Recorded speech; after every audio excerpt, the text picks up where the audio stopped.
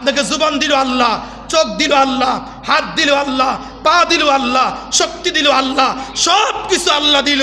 বিনিময়ে বলছে বান্দা শুধু হকটাকে সাপোর্ট করো, শুধু হককে সাপোর্ট করো, শুধু হককে সাপোর্ট করো। আবু বকর সিদ্দিক রাদিয়াল্লাহু তাআলা আনহু যখন ইসলাম গ্রহণ করেছে, তখন আবু বকর সিদ্দিক রাদিয়াল্লাহু তাআলা আনহুকে ওনার আব্বু বলছে, আবু বকর তুমি বুঝি আজকে আমাকে চাইরা দিয়া এই মুহাম্মদের অনুসরণ করবা?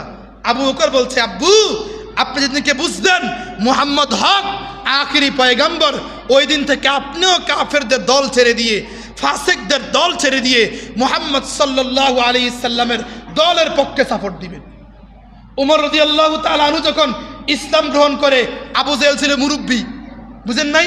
উতবা ছিল মুরব্বী, সাইবা ছিল যুবক, এরা সকলে মিলে উমরে বুঝেছে উমর শেষ বয়সে মাথা পাগল হয়ে গেছে নি? উমর বলছে, মাথা আমারটা পাগল হয় নাই, তোমাদেরটা পাগল হয়েছে। মূর্তির পূজা করো, দেব দেবীর পূজা করো, বটগাছের পূজা করো, নদীর পূজা করো, ইহুদিকে দালালি করো, গণতন্ত্র মারো, সব মাইনা কাফেরদের কাছে মাথা নিচে জি জি জি, আপনি যা বলেন তাই, জি জি।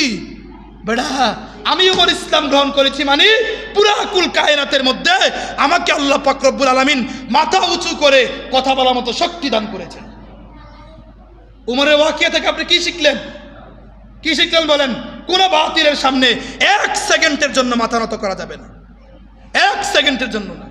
জি জি শেষ, একমাত্র জি করব আল্লাহর সামনে, রাসূলের সুন্নতের সামনে, এছাড়া ভিন্ন কারো মানুষের সামনে জি বলার কোনো অধিকার নাই, কোনো অধিকার নাই।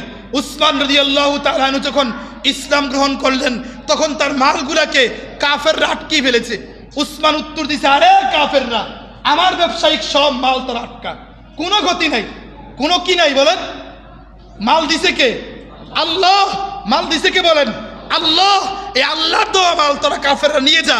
আবার আল্লাহ দিতে কতক্ষণ? আল্লাহ নিতেও কতক্ষণ, দিতেও কিতা? যা মাল নিলাম না, তো কি হয়েছে? কিছু হয় নাই। উসমানের সব ব্যবসাগুলো বন্ধ করে দিয়েছে।